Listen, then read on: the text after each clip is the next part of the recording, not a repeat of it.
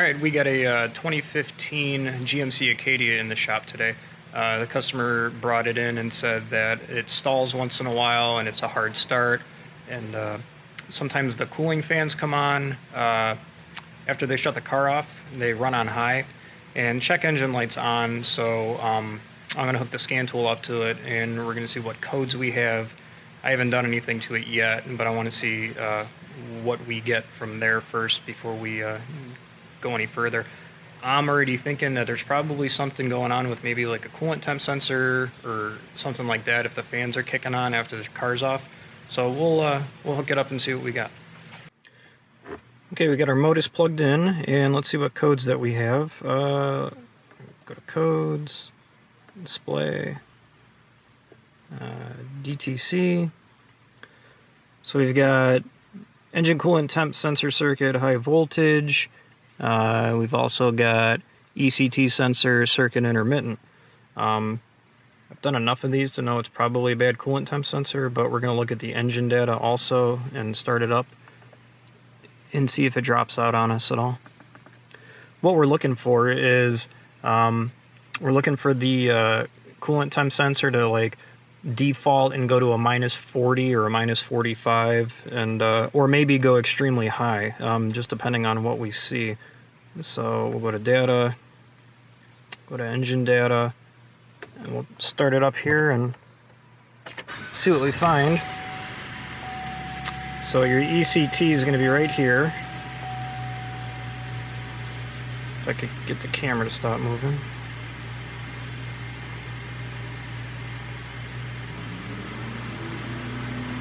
So the fan's kicked on already, and the car's cold. I mean, 100 degrees. The air conditioning's not on, so there really isn't a reason why the fan should be kicking on already. So we're gonna let it run for a couple minutes and then see if we notice anything different. Okay, so we've ran this thing for about 2 minutes. And the fan's already kicked on and it's showing 129 degrees, but what's really interesting is if you pause it and you look, right here it dropped down to 95 degrees, which it shouldn't do. It should just be steadily climbing up until it gets about, 210, maybe some of these like 205, but it shouldn't be going down at all. So we've probably got an issue with the engine coolant temp sensor. If we continue on, it's the same thing. You can see a drop here, you can see a drop here, and like I said, the fans are already running. I want to look at the actual cluster and see if we have any changes with that, or if it changes at all when I rev it up. Keep it at like 2,000. Sometimes on these the cluster actually starts to bounce around because it's not reading properly also, but you can see it drop down to 114. Now it's up to 138. Something's definitely going on with this coolant temp sensor, and what that's going to do is, if you have a bad coolant temp sensor, if it thinks it's cold, it's going to add a lot of fuel because it wants to warm up the engine as quickly as possible. So if you've got an engine where it's 80 degrees like it is today, and it's dumping all this fuel to get it hot, that could cause a stall out, a runs rough problem. It can have a lot of effects on the engine. So coolant temp sensors are, see, there we go, it's at -40 right now. So this sensor just flatlined. So we're gonna pull the connector off, make sure we don't have any corrosion, and that our voltage is good going to our sensor, and then we'll go from there. Alright, so our coolant temp sensor is right in the front over here. I'm going to grab the camera and show you guys. Let's see what we got. If you look right down here, let's see if I can get it here.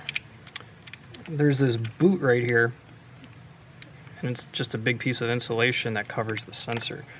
So if you take it off, let's see if I could zoom in a little bit.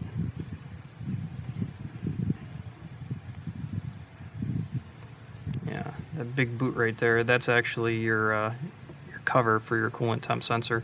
So we're going to pull the connector off, and then we're going to test it with a voltmeter and make sure our voltage is correct on it and see what we come up with. Okay, so you're going to do a little overhead view here. So what I got is it's a 2-wire connector that goes to the coolant temp sensor, so it's just going to be power and ground.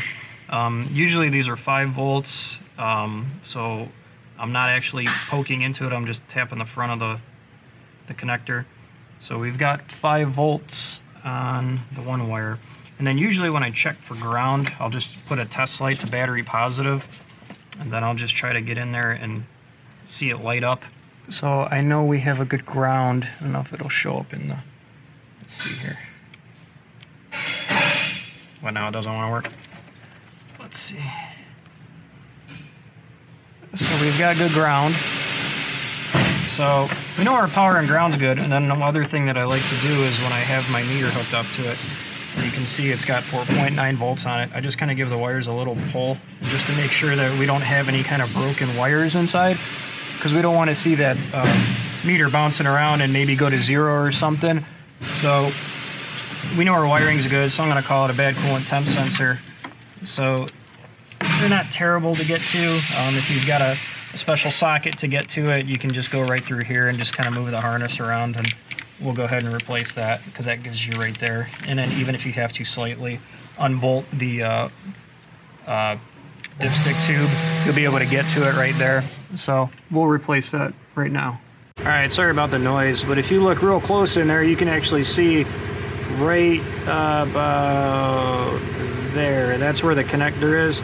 So one trick you can do is you can use something like a distributor wrench where it's on an angle, and then you'll be able to get in there and turn it.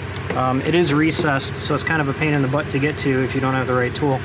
So the other thing is too, when you've got the new one, put a little bit of Teflon tape on the threads, so that way when you install it, it doesn't leak coolant everywhere. All right, we got the sensor swapped over.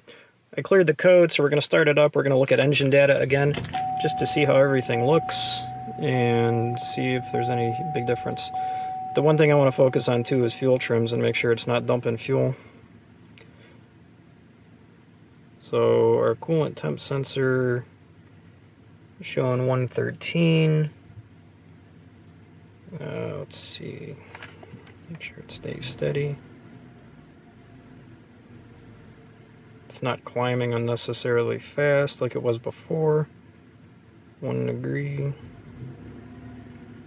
Because before it was already showing like 140 degrees. So let's see what we got. Let's go down to our fuel trims.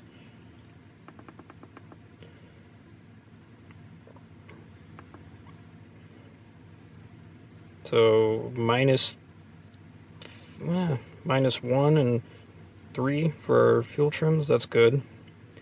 What you'll notice too is if the coolant temp sensor is showing minus 40, you're going to have real high fuel trims because it's going to be dumping fuel because it just wants to heat the engine up. So that's another dead giveaway if you've got a sensor failure. But the sensor wasn't as easy as I thought it was. It's a 19mm wrench. None of my sockets would work on it, so you got to get really creative if you're going to use a wrench on it. Luckily I had a stubby 19, and that was enough to bust it loose. So you're going to get a little bit of a coolant loss, so make sure you top off the coolant when you're done. Like I said, I always recheck everything, verify the repair, and always put it back together to make sure it looks like you were never there. I can't stress how important that is. So that's pretty much it on this one. I'm sure this isn't the only vehicle it does this on. The Acadias are similar to the Chevy Equinoxes. You know, this one's got the 3.6 liter in it, and GM uses that in a whole bunch of different vehicles. So if this helps you out, you know, give it a like and subscribe. I always appreciate you guys watching all my videos, and it's been a while since I made one, but we've been real busy in the shop, and I haven't really had enough time to just stop what I'm doing and make a video. So business is real good right now. So I appreciate it, and thanks for watching.